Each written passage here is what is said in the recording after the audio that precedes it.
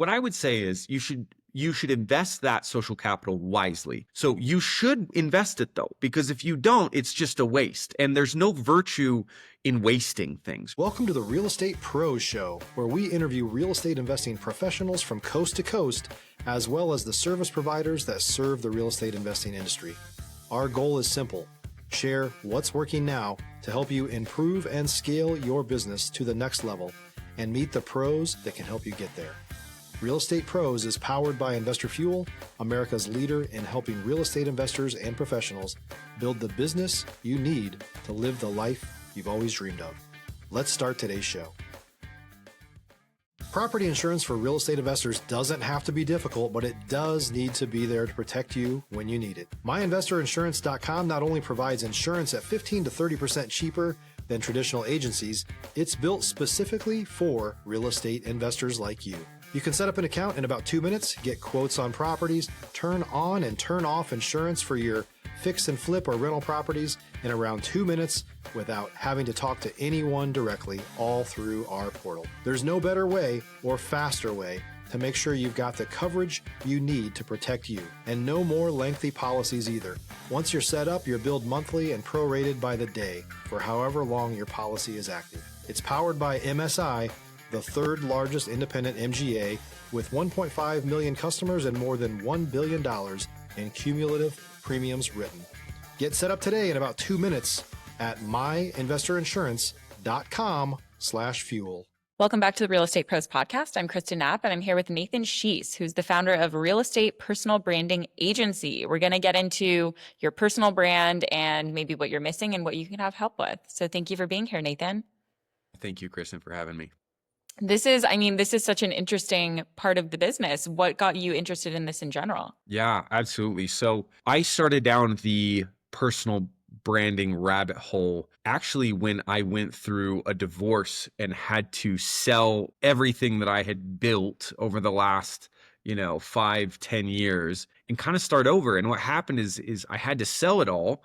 And I realized that once everything was sold, I had money in my bank account, but there was really no evidence that I'd done anything. I hadn't recorded what I'd been doing. I hadn't leveraged any of the experience that I had gained. And I was kind of left, kind of, holding hat in hand, like what do I do next? And it made me realize, like, hey, at that same time, I had a couple of friends who had really leaned into their personal brands. They'd started YouTube channels and they'd started, Facebook pages, and they'd worked very hard on them. And I looked at where they were at, and any setbacks that they had, it was like an insurance policy.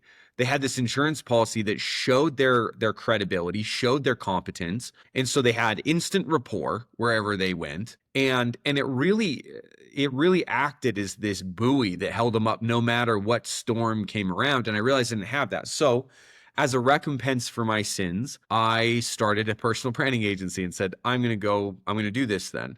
And that's kind of my personality, to do things like that. And so it's been great. And I found exactly what I was missing when I had to sell everything and was left kind of not having anything. Now, no matter what happens, people know what I do. Right. And it's been a huge help. It is. That's such an interesting way to say it, where you can be kind of working in this black hole where nobody knows about it except your network. And yeah, if something happens, it can go away. Yeah. And I grew up in a small town where there's kind of there's a stigma against engaging on social media, that it makes you a try hard or something like that. And I get it. I understand, like, that there are cultures where that's the case, but I kind of view it like this. It's social capital, and it's just like money, right? So if you have social capital and you leave it in the bank and you don't invest it anywhere, right? Eventually, if inflation kind of creeps up on it and it never really goes anywhere, and you die and it never got you anything. It just kind of sat there and depreciated and didn't do great. And so you don't want to be wasteful with your social capital. And I think that may be what people are worried that they'll do if they have a personal brand. It's like wasting the goodwill and social capital they have with friends and family, and they're saying in the community and whatnot. But what I would say is you should invest that social capital wisely. Stop living on an island and join the #1 mastermind in America for professional real estate investors. Investor Fuel is a community of hundreds of the nation's top investors working together to build stronger businesses and better lives. In addition to the amazing community of real estate investors acting as a board of advisors for one another, Investor Fuel members have access to 100% funding on purchase and repairs for our members only, a health insurance program, and benefits and discounts that more than pays for the membership of most of our members, meaning it's actually costing you money to not be a member of Investor Fuel. If you're looking to scale your business and build a business that allows you to live the life of your dreams, please visit investorfuel.com today and book a call with our team. So you should invest it though, because if you don't, it's just a waste, and there's no virtue in wasting things, right? So pick whatever you're going to do and help people. That's another thing I was talking to a client about the other day.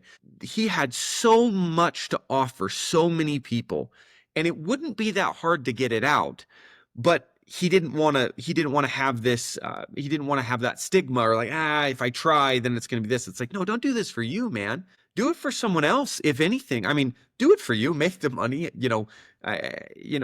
take care of your family, but there are other people that need the expertise that you have. And there's so many people who are just afraid to share it. Yeah. And I think people get in their own heads and they kind of close the door before it even opens, where the reality is, I mean, maybe you will have some people that judge you, but a lot of people aren't really thinking about you, and a lot of people don't care. And a lot of people, if you have great people in your life, will actually be very supportive of it, or they should be at least. Yeah. No, you're exactly right. You touched on a couple of things. The first being that nobody cares. And it's that sounds a little harsh, but the other piece is that I think people are concerned that, well, if I start posting, people are going to see it and they're going to make fun of you, or they're going to make fun of me if I do it. And the funny and great thing is, like, no one will see it. The reason no one will see it is because Facebook, Instagram, TikTok, any of them, maybe TikTok as an exception because they have a different algorithm.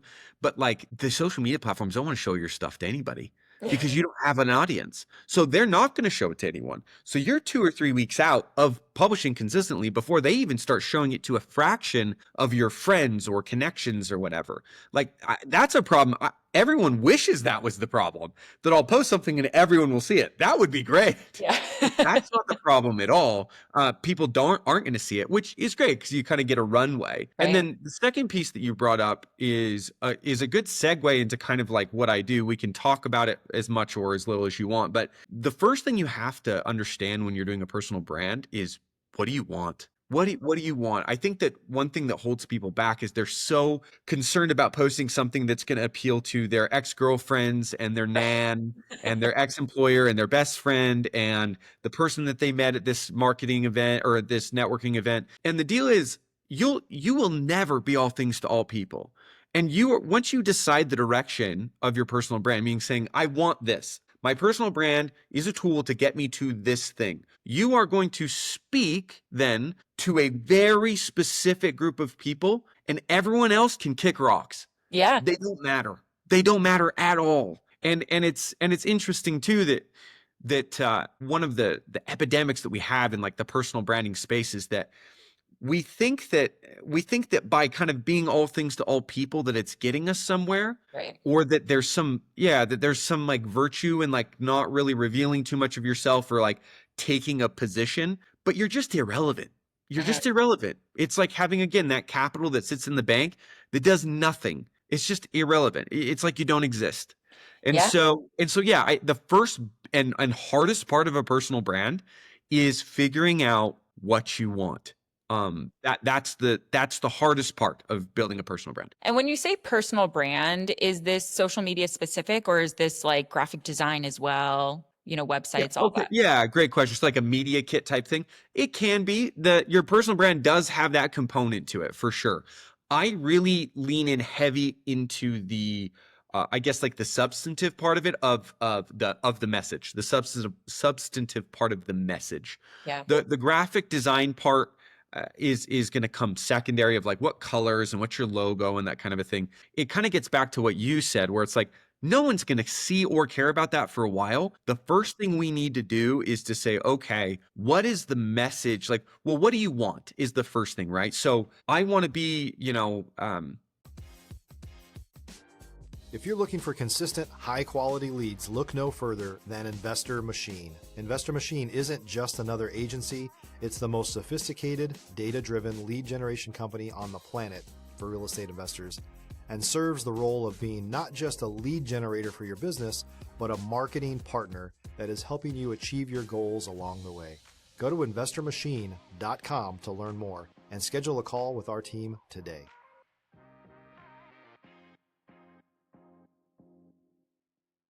I want to get hard money. I want to get my hard money out. I have hard money. I want to lend it to people, right? So you say, okay, who do you want to lend it to? And so then once we know what you want and who we're talking to, which is that's the next step in the process, then we get to the message part where we say, okay, what do those people need to hear in order for them to work with you? So yeah, the personal brand is the messaging, but the foundational pillars are what do you want and getting super clear on that. And then who is going to help you get there, right? And usually in that part, we're also talking about your USP, so your unique selling proposition. So we identify that ISP, which is your ideal, or ICP, excuse me, your ideal client profile. And then you have your unique selling proposition to those people. And so it follows kind of this funnel of, but the main issue, the thing that, like, to walk away, the takeaway here is you have to have a goal and a direction with your brand, or it doesn't matter if you make the flashiest TikToks in the world. Where is it taking you? Where is it getting you? I have tons of clients that have come to me and said, I have a following of 100,000 and I can't make any money with it. Wow. And the issue is that, okay, you made this following and they followed you for some reason, but you're not 100% sure why. Who is your ICP, your ideal client profile? Who is this group of people? What do they want from you? And that's fine, but you're kind of now working backwards because it should have started with, what was the outcome you wanted from doing this in the first place? And I think there's two things that we don't want to admit to ourselves. And I think it's important in real estate because as real estate investors, we are not immune to this at all. But men especially, women too, but men especially want respect. They don't want to have to ask for it. They don't want to say that's what they want. They want respect. And then the second one, and this one I feel like skews a little towards women, but definitely the case with men too, they want to be loved. They want to feel loved and they want to feel respected. And so they make a personal brand whose job it is to get them love and respect. And that's a losing proposition. That's not what you do. As far as respect, we can definitely gain credibility, right? Like there's definitely that piece of it. But when I'm talking about respect, I think people want respect in terms of like they want esteem from people in general. They want to be the king or the queen. They want, and I think it's kind of just a derivative of wanting to be loved a bit. Yeah. And those are, as kind of distant as those are from real estate investing, so many real estate investors' personal brands are actually geared towards that. Instead of, I want to flip houses, or I want to sell houses, or I want to lend hard money or raise money for a fund or whatever. And I think you hit on such an important aspect of this, because I think a lot of people with social media, they just know they're supposed to have it. And they're like, well, I just need social, but they're not taking the time to actually figure out, well, what am I utilizing this social media for? So it becomes kind of just like checking boxes. Yeah. Yeah. And that's kind of the hard, that's kind of the issue, right? Is that we think it's irrelevant, but it's so irrelevant. So there's a group of people who are trying and kind of getting into a direction that isn't really serving them. There's another group of people where I've been in this for sure, where it's kind of like, yeah, I have it, but I don't have time to do anything with it. And that was my thing. And I'm sure that there's so many listeners of this show where it's like, with what time am I going to post on social media and do replies and stuff? Like I am flipping, I'm flipping houses and I have a property management company. This was my situation. I'm flipping 5 houses at a time. I have a property management company. I have a construction company. I have a family. I'm trying to like balance everything. At what point am I going to sit down and write a cheeky Instagram post or make a fun TikTok dance video? And the answer is like, you don't have time. If you're a new or newer real estate investor looking to launch or grow your real estate investing business, please check out Investor Fuel Club. It's a coaching community, but unlike anything you've ever seen before. And you can actually partner with members of our mastermind from coast to coast on deals right in your market. There's no better opportunity to build a consistent business than to literally partner with pros to help you avoid costly mistakes, avoid the need for capital to do deals, and help you eliminate your fears as you're starting your business. Learn more about Investor Fuel Club at investorfuel.com/club. You don't. And also, I think the other concern that I had is I was like, and if I do get more business, what am I going to do with that business? I'm already so busy. I don't know what to do with the time I have. So the thing that I really try to focus on is, first of all, you don't have time, just like I didn't. That's why you hire me. That's why you need me, is because you don't have time. The other thing that I really focus on, and that's that first part of like when we talk about what do you want, is I'm going to say, okay, what's making you the most money with the least effort? Because those are the things we need to start on building your personal brand around, right? If you have, and like in my case, it's a good example. You can use me as an example. I had a property management company. And I'm like, yeah, if I attract owners, properties are headaches and they're difficult, and property management's super tough. And if you have great systems, it's tough. And I didn't have the best systems. And so it was like impossible. But the truth was, I was also an agent, and I was also flipping, and I also had access to a lot of capital that I could have done a bigger project with. So I would sit down with someone and say, okay, from all the things that you're doing right now, I want to do two things. I want to pick something that's going to make you the most money. And it can't be something that as I add clients to you, it becomes less and less manageable. Like it needs to be the thing. Like being a real estate agent would be a good example. Like if I'm an agent and a property manager, like I want to get you houses to sell, because that's going to take you a couple weeks and you're going to make great money. Whereas a property manager, it's like you're going to bring someone on and it's good passive, but you could get inundated quick, and the systems that you need to scale that are significant. So yeah, I think that recognizing the potential of it, of its money-making capacity, and not being afraid of starting it because either it's going to take too much time, or that even if it brings in clients, it's just going to bog you down. What I'm hearing is, there's ways to work around every objection that you tell yourself. There's something to work around it. Because I think a lot of people at the end of the day are very nervous to be on camera or to, try. And so they come up with every reason why they can't do it. Yeah. Well, and I think that, again, it's interesting with marketing, and there's no different in real estate. And as a matter of fact, it's kind of the worst, but there are kind of two aspects. There's your message and there's the aesthetic, and everyone gets caught up in the aesthetic. And that's Instagram.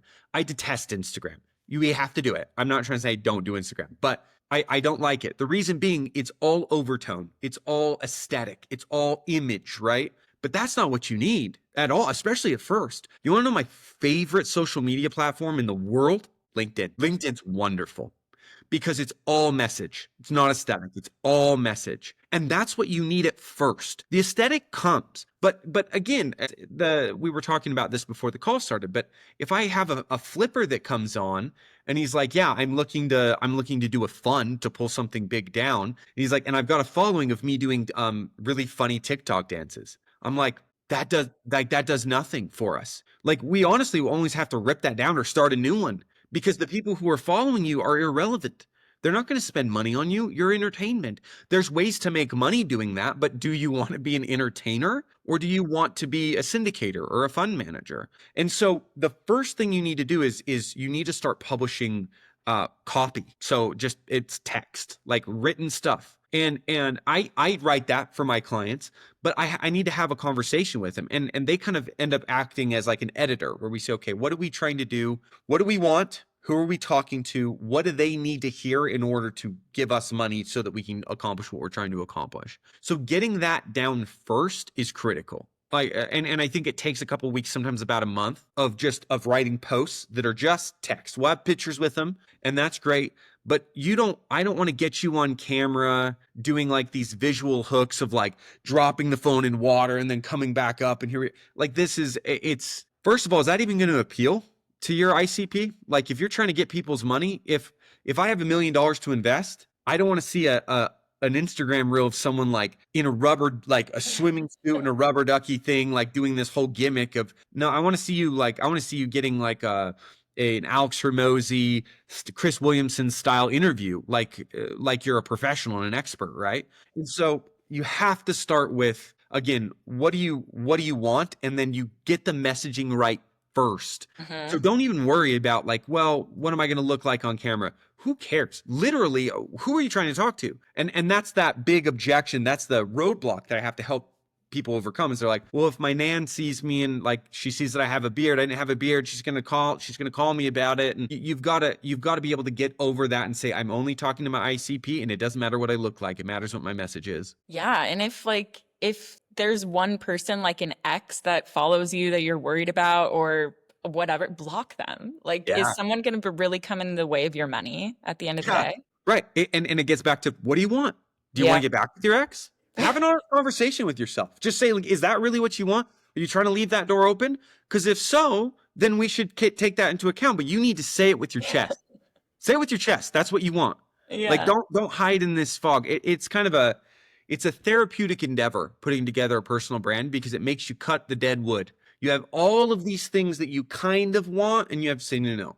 What do I really want? And to your point of like, having an ex that isn't going to like the post or whatever, when it comes to marketing, especially pay-per-click type stuff, which isn't something I have to get into a ton, but with pay-per-click, you don't want people clicking your ad if they're not your ICP. You don't want to make something that appeals to everybody, because it's going to cost you money. You want to cull everyone who isn't a perfect match, because you only want to pay ideally it's like they click every time you get a click on one of your ads, you get a sale. If you get 1 million clicks and no sales, that just costs you a lot of money and you got nothing in return. Yeah. So that there is something productive about having people not respond. It's a great thing, actually. Yeah. I mean, I love your perspective on it. And I love how you start people off with text, which is a little bit more approachable. So you don't have to dive head first into this, thing that makes you uncomfortable. I mean, I've loved talking about this. Went by so fast. So what are your goals for this business, and how can people find you and get involved? Yeah. So you can find me on LinkedIn. Best social media platform, LinkedIn and Facebook. You can find me there. Right now, I'm looking for 5 more clients to take on. I'm picky about my clients. And so, but I'm happy to do personal brand calls with anyone that's interested. So you can find that link on my LinkedIn. Just sit down and we'll have a conversation, kind of like we're having, about, what are the directions you could go. So that's what I would say. I send out email templates. I have social media templates. So I put together like basically a canned post that you can kind of plug and play with. And so that link is also on my LinkedIn and my Facebook. So if you want to, that's a good place to start, if you're just trying to dip your toe in of like, okay, what are my posts going to look like? I give a little direction every week on that. So Amazing. Well, everybody, please check that out. Those 5 spots, I think, are going to go very quickly. So hop on that. And thank you so much, Nathan, for being here. yeah, thank you, Kristen. I think people learned so much. This was a very great conversation. Thank you so much. Appreciate you. And thank you, everyone, for listening. And we'll see you next time. Thanks for joining us for today's Real Estate Pros Show. You can learn more about the amazing benefits of the Investor Fuel Mastermind community, including surrounding yourself with hundreds of other rock stars, 100% financing for your deals, and members-only discounts from vendors you're likely already using that, as a member of Investor Fuel, will save you more than the cost of your membership. Visit investorfuel.com to learn more. If you're interested in joining us as a guest of this show, please visit investorfuel.com/pros to apply. You can also check the show notes for access to free resources, how to get access to world-class lead generation, and much more. Don't forget to subscribe so you never miss another episode. Have a great day. We'll see you on the next show.